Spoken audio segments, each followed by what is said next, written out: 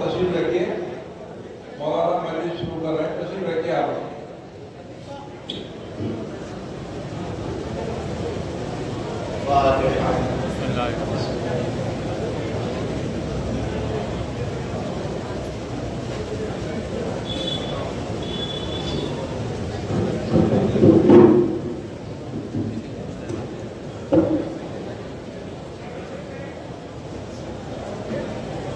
أعوذ بالله من الشيطان الرجيم. بسم الله الرحمن الرحيم. الحمد لله رب العالمين، والصلاة والسلام على أشرف الملائكة أجمعين، سيدنا وسيد الأولين والآخرين، حبيبنا وحبيب الله العالمين، إمام المرسلين وخاتم النبيين، أبي القاسم المصطفى محمد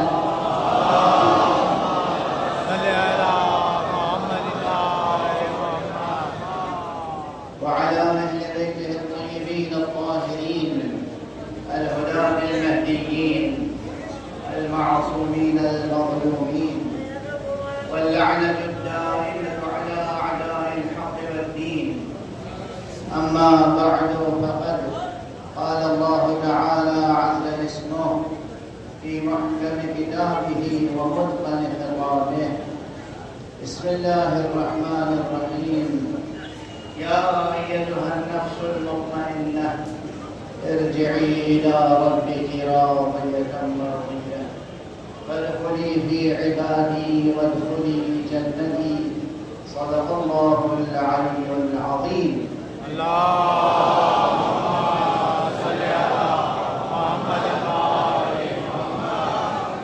ایک مرتبہ اور بلند کر صلوات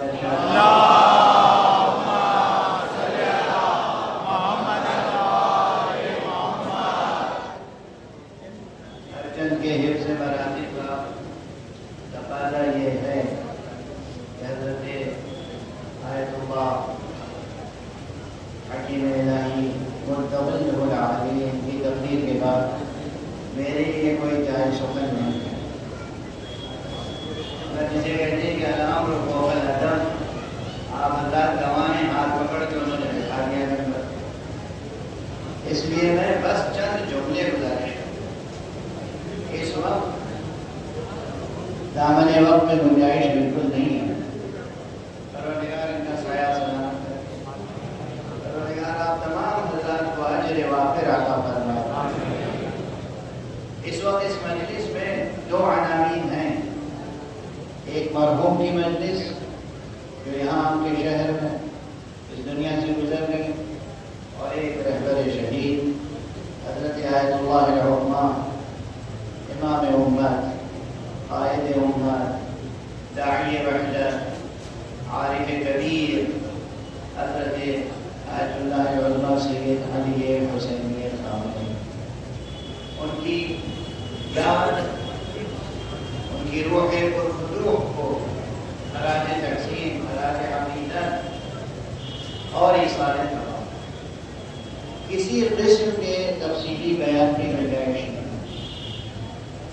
جو حضرت آیت اللہ حکیم الہی مرتضی العالی نے چند جملے فرمائے تھے، اسی کو میں کوئی اپنے انداز میں پھر ترجمانی کر رہا ہوں.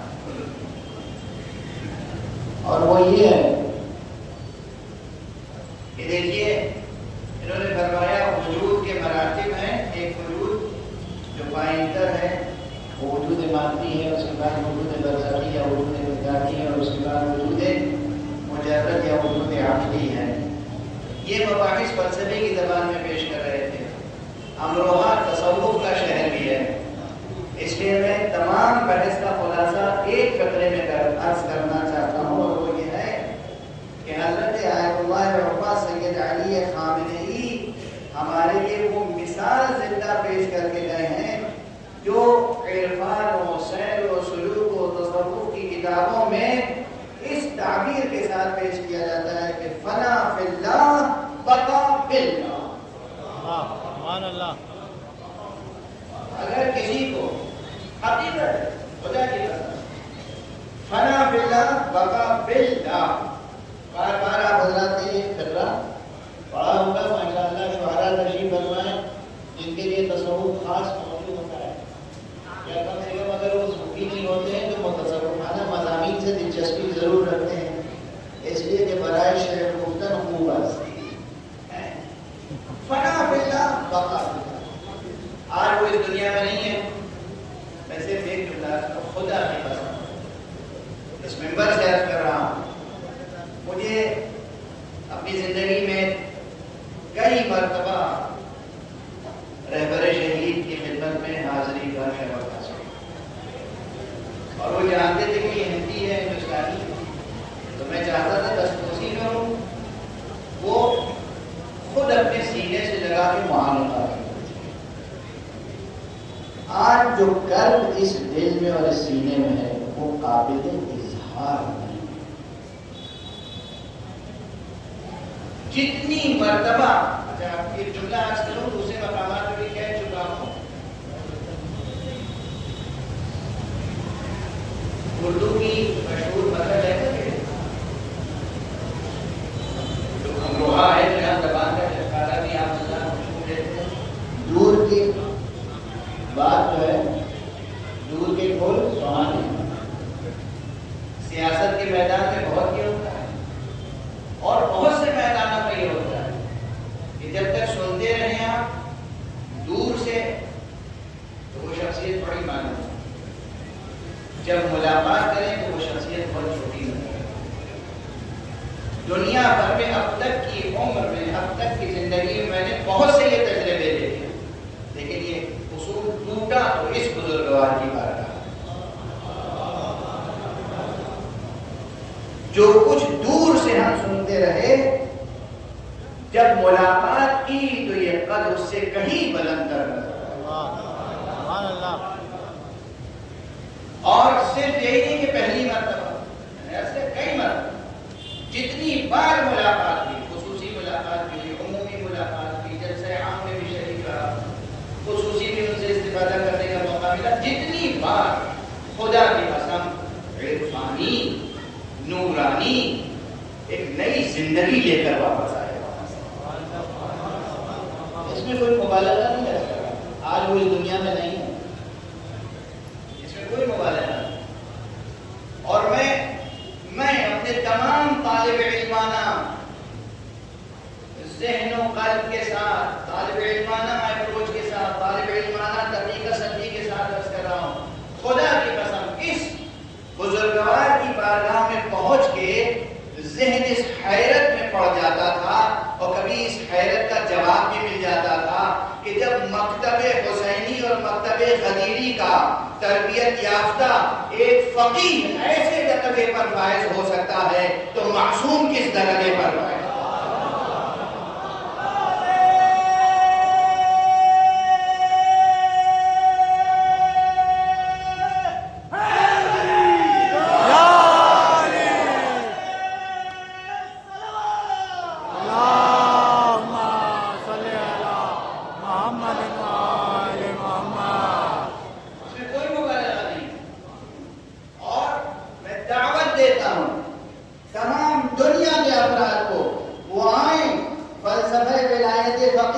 اور شخص ولی فقیہ کا مطالعہ کریں اور پھر اندازہ کریں کہ جب ولی فقیہ یہ ہے تو ولی غدیر کیسا ہوگا.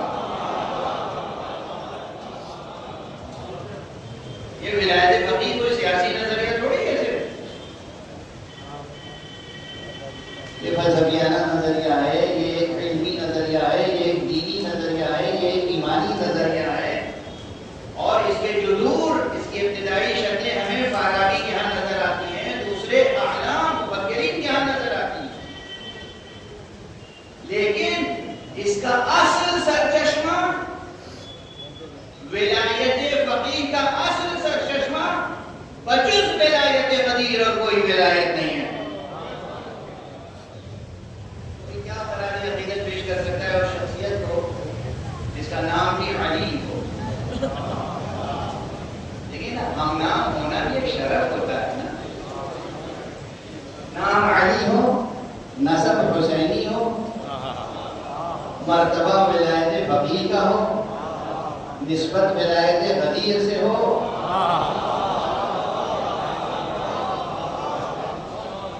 اور یہ وہ بزرگوار خدا کی قسم. ابھی یہاں بیٹھا ہوا تھا تو دو مسئلے میرے ذہن میں آئے. یہاں ماشاء اللہ شعراء کا مجمع ہے، اور یہی ابھی دیکھ لے جاہلیت عہد جدید بعثت خون شہید اسلام. دیکھ لے جاہلیت عہد جدید. میرا خیال ہے کہ پہلے مصرے میں کچھ خلل آ رہا ہے یا میرے پڑھنے میں خلل آ رہا ہے، اس وقت جذباتی کیفیت ہو رہی ہے میری. بعثت خون شہید اسلام. اس شہید اسلام کہ خون کی بعثت ہم یہ دیکھ رہے ہیں کہ جو کچھ یہ اپنی زندگی میں کرنا چاہتے تھے، ان کی شہادت کے بعد خود بخود ہوتا چلا.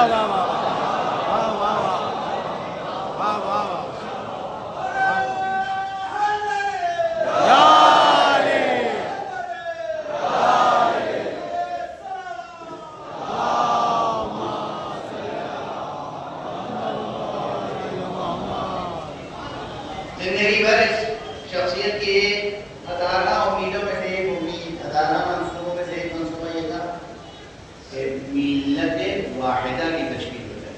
امت واحدہ سنی شیعہ یہ سب اختلافات مٹ جائے، امت متحد ہو جائے. اور اس کے لیے میں عرض کر سکتا ہوں آپ اللہ تحقیق کریں، جو دانش جو جرنلسٹ ہیں، محقق ہیں، وہ تحقیق کریں، جائیں دیکھیں کہ اب نام نہیں لینا چاہتا، اسی دنیا میں کچھ ملک ایسے ہیں، اسی دنیا میں ابھی بھی موجود ہیں کچھ ملک جو سالانہ بجٹ ملینز آف ڈالرز کا اس لیے مخصوص کرتے تھے تاکہ مسلمانوں میں تفرقہ پیدا کرے. رد تصوف، رد تشیع، رد دیوبندیت، رد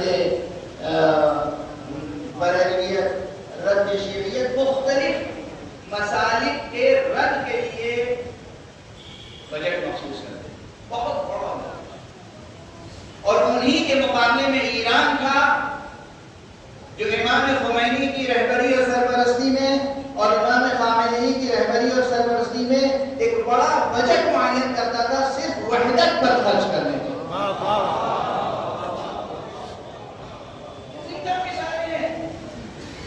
یہ کوئی ڈھکی چھپی باتیں نہیں. یہ جو بزرگوار زندگی بھر وحدت اسلامی کے لیے کام کرتے رہے اور آرزو کرتے رہے، آج دیکھیے دنیا میں کیسی وحدت پیدا ہوئی. سوائے منافقین کے کوئی ایسا نہیں ہے کہ جو امام خامنئی کے غم میں شریک نہ ہو. مجمع میں اہل سنت و جماعت حضرات بھی موجود ہیں، اس لیے میں اپنا ایک جملہ عرض کرنا چاہتا ہوں کہ دیکھیے یہ شیعہ سنی جھگڑا مٹا دیجیے. جو واقعی سچا سنی ہے وہی سچا شیعہ ہے، جو سچا شیعہ ہے وہی سچا سنی ہے. اور اگر شیعیت کی تاریخ پوچھیے گا تو میں یہ جملہ عرض کرنا چاہوں گا، مقرر لکھنؤ میں کہہ کے آیا ہوں اور لندن میں بھی کہہ کے آیا ہوں کہ خدا کی قسم رسول اکرم صلی اللہ علیہ وسلم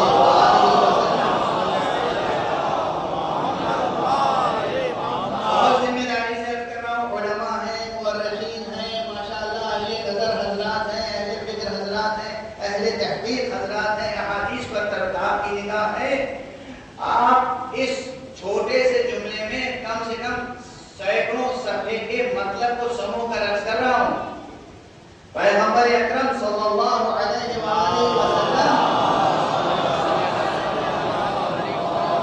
کہ جتنے صحابہ تھے منافقین کو چھوڑ کے سب شیعہ تھے.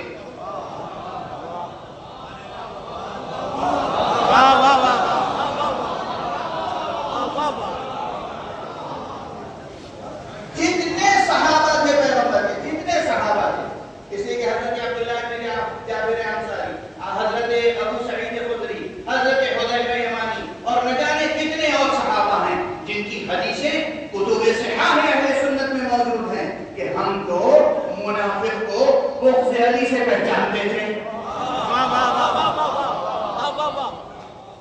یعنی کیا؟ یعنی حب علی اصحاب اعتبار جانتے تھے کہ ایمان کی علامت حب علی ہے، اور حب علی اور بغض علی سے مومن اور منافق میں تفریق کیا کرتے تھے. اسی کا نام شیعیت ہے، اس کے علاوہ شیعیت کچھ اور نہیں ہے. اس لیے میں عرض کر رہا ہوں کہ اصحاب پیغمبر منافقین کو چھوڑ کر جتنے تھے سب شیعہ تھے. دوسرا جملہ طلب ہو جائے گا کچھ شیعوں کے لیے. دو قسم کے شیعہ تھے، ایک مخلص جانثار خود کو اور اپنا سب کچھ رسول پر اور آل رسول پر قربان کرنے والے، اور ایک وہ تھے جیسے آج کل کے وقت کے متولی شاعران ہوتے ہیں.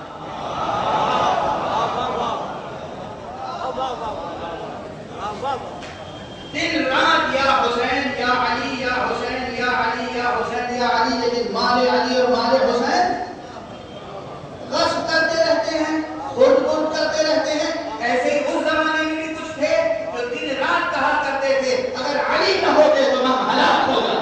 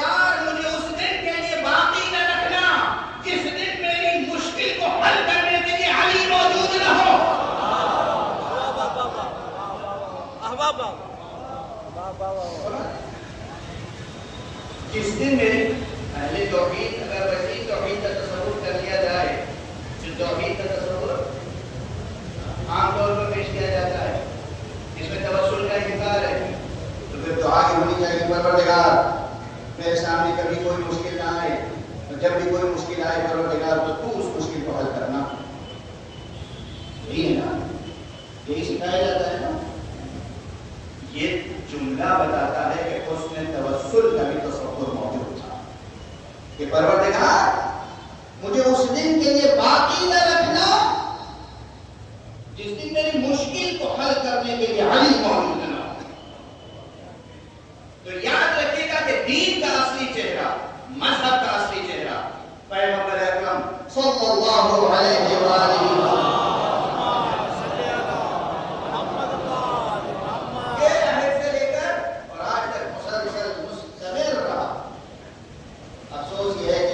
سیاست میں، زرپرستی کی سیاست میں. اور یہ زرپرستی اور سرمایہ پرستی اور کرسی پرستی، اقتدار پرستی، یہی تو سب سے بڑی مصیبت ہے. آج بھی بار بار میں عرض کرتا ہوں، چاہے وہ امریکہ کے عوام ہوں، کینیڈا کے عوام ہوں، برطانیہ کے عوام ہوں، یورپ کے عوام ہوں، آسٹریلیا کے عوام ہوں، ہندوستان کے عوام ہوں، کہیں کے عوام ہوں، میں عرض کرتا ہوں عوام کے ہم مخالف نہیں ہیں، عوام کے ہم دشمن نہیں ہیں، عوام سے ہمیں نفرت نہیں ہے. کسی بھی ملک کے ہمیں اس نظریے اور نظام سے اختلاف ہے جسے کیپٹلزم کہتے ہیں، اور وہ بھی سو کالڈ ویسٹرن کیپٹلزم. یہ جو ویسٹرن کیپٹلزم ہے یہ ہے کینسر انسانیت کے لیے، یہ ہے ناسور، اور اس نظام کا مکروہ ترین چہرہ ہے جس کا نام ہے ڈونلڈ ٹرمپ. اگر ان کو اور ان کے نظریے کو قبول کر لیا جائے، سر جھکا دیا جائے، تو بتائیے پھر انسانی قدریں رہ جائیں گی؟ انسانی قدروں کی بات کر رہا ہوں، اسلامی قدروں کی نہیں.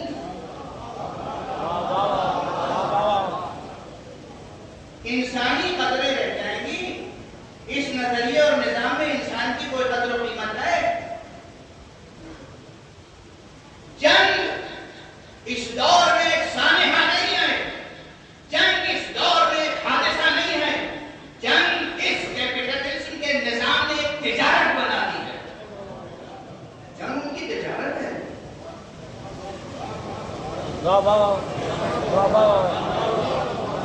ہوش میں ہے اور بتا رہے ہیں جنگ ان کی تجارت ہے.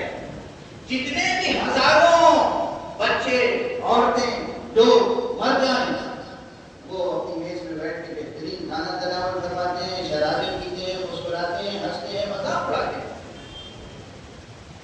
آفیشل ٹویٹ میں اگر ڈونلڈ ٹرمپ کہتے ہیں کہ ہم ایران پر مزہ لے لے کر بم برسائیں گے, یہ کس نفسیات کی نشانی ہے؟ کون سی مریضانہ نفسیات ہے یہ؟ اور ہمارے ہم مزہ لے لے کر بم برسائیں, یہ ان کا آفیشل ٹویٹ تھا نا. ایسے انسان کو ایک لمحے کے لیے بھی کسی بھی کرسی اقتدار پر برداشت کرنا چاہیے.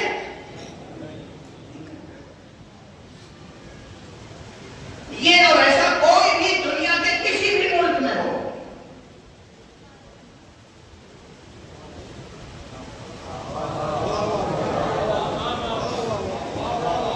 سڑکوں پہ بھیڑ اکٹھا ہو کر کسی ایک انسان کی جان لے لے اور ملک کا حکمراں خاموش ہے.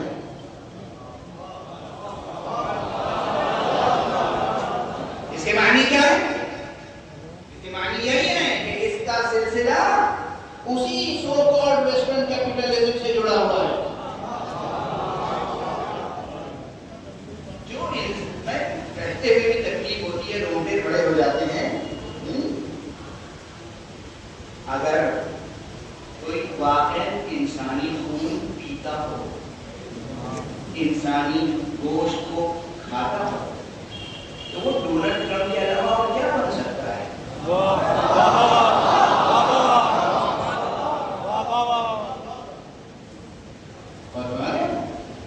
میں کوئی سیاسی تقریر نہیں کر رہا ہوں, میرا کسی سیاست سے تعلق نہیں ہے. میرا تو مکتب ولایت سے تعلق ہے, میرا تو اس مکتب سے تعلق ہے. بس تقریر ختم کر رہا کہ جہاں جو حقوق معین کیے جاتے ہیں, 4 جملے سن لو آج جو, اس کے بعد 2 جملے مسائل کے اور مجلس کا, کیونکہ مجلس تو ہمارے بزرگوار حضرت آیت اللہ حکیم الہی مکمل مفصل پڑھ چکے, چاہے وہ پرائمر کے تعلق سے ہو, چاہے فضائل ہو, چاہے مقاصد ہو, چاہے مطلب 2-3 جملے تبرکن اور تیمنن. آپ نے نام سنا ہوگا بارہا, لبنان کا ایک مسیحی مصنف ہے جس کا نام ہے جارج جردہ. اور ویسے لبنان کو مبارک ملک ہے اور مظلوم ملک, جس نے ایک دو نہیں سینکڑوں مسیحی مصنفین اور شعراء ایسے پیدا کیے ہیں جو مداح رسول, مداح علی, مداح اہل بیت نثر میں بھی اور نظم میں بھی, ایک دو نہیں سینکڑوں. لیکن اتفاق ہے کہ جارج جردہ کو غیر معمولی شہرت ملی. جارج جردہ نے کتاب لکھی 100